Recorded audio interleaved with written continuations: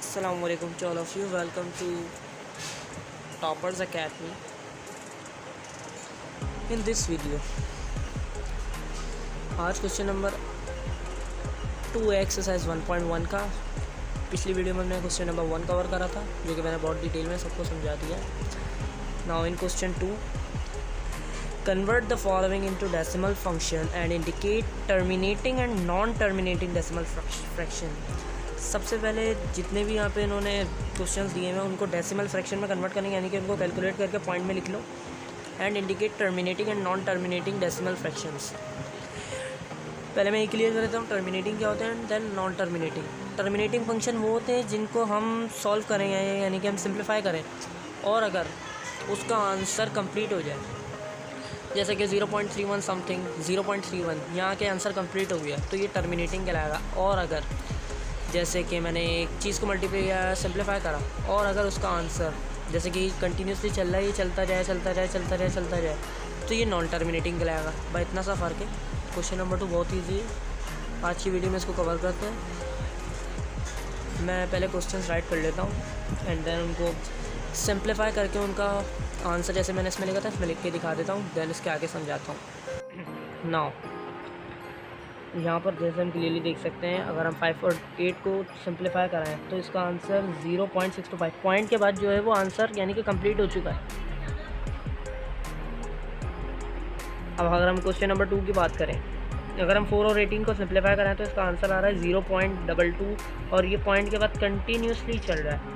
मैंने क्या बताया था, जो कंटिन्यूसली चल रहा होगा वो नॉन टर्मिनेटिंग होगा।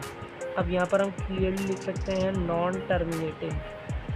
थर्ड क्वेश्चन इसी तरीके से देखें, ये भी पॉइंट के बाद कंटिन्यूसली चल रहा है तो ये भी नॉन टर्मिनेटिंग हो गया। क्वेश्चन नंबर 4 देखते हैं, ये पॉइंट के बाद इसका आंसर आके रुक चुका है, जैसे कि 6.125 तो ये टर्मिनेटिंग हो गया। अब क्वेश्चन नंबर 5 जो है 207/15, इसको सिंप्लीफाई करना 13.8 आ रहा है, पॉइंट के बाद आंसर रुक चुका है तो ये भी टर्मिनेटिंग हो गया। अब ये वाला देखें, ये पॉइंट के बाद कंटिन्यूसली चल रहा है, 0.6578 के बाद कंटिन्यूसली चल रहा है तो ये नॉन टर्मिनेटिंग हो गया। ये बहुत ही आसान क्वेश्चन था। चलते हैं क्वेश्चन नंबर 3 की तरफ। नाउ इन क्वेश्चन नंबर 3, इसमें जो है बताना है represent the following rational number और नंबर लाइन।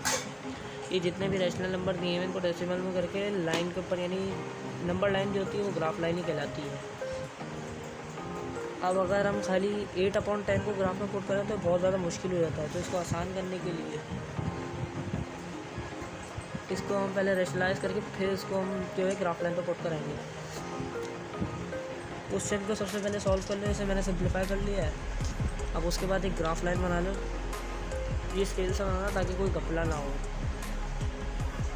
और ये जो इनके बराबर का डिस्टेंस है ना ये बिल्कुल इक्वल होना चाहिए, जैसे मेरा इक्वल बना हुआ है। अब पहला क्वेश्चन जब हम सॉल्व कर रहे हैं तो वो आ रहा है 0.8, तो इसमें चेक करना है 0.8 कहाँ आ रहा है, ये आ गया, यहाँ मेंशन कर दिया 0.8। माइनस का 0.8 क्वेश्चन नंबर 2 दिया हुआ है तो ये आ गया माइनस का 0.8।